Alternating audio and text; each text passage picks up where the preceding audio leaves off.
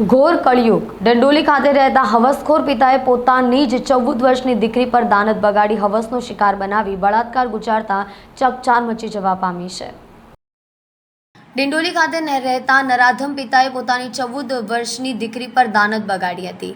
પિતાએ ઘરમાં દીકરીની એકલતાનો લાભ ઉઠાવી છેલ્લા 1 મહિનામાં અવારનવાર બળાત્કાર કરી જાનથી મારી નાખવાની ધમકી આપી હતી। કંટાળીને દીકરીએ તેની માતાને હકીકત જણાવતા માતાએ પતિ સામે ફરિયાદ નોંધાવી છે। ડિંડોલી પોલીસ પાસેથી મળતી માહિતી મુજબ મૂળ ઉત્તર પ્રદેશના સુલતાનપુરના વતની અને હાલ ડિંડોલી બસ સ્ટોપ પાસે રહેતો ઓટો રિક્ષા ચલાવતો 48 વર્ષીય સત્યદેવ રામ સહાય પાંડેએ પોતાની 14 વર્ષની સગી દીકરી પર દાનત બગાડી હતી।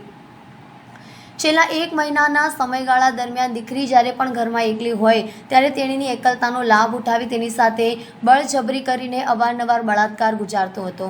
જો આ વાત કોઈને કહેશે તો તેની તથા તેની માતાને જાનથી મારી નાખવાની ધમકીઓ આપી હતી।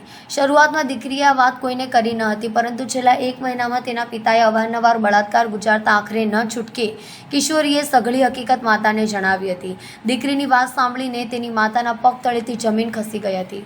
પતિ સામે માતાએ બળાત્કારની ફરિયાદ નોંધાવી છે। પીડિતા ધોરણ 7માં અભ્યાસ કરે છે।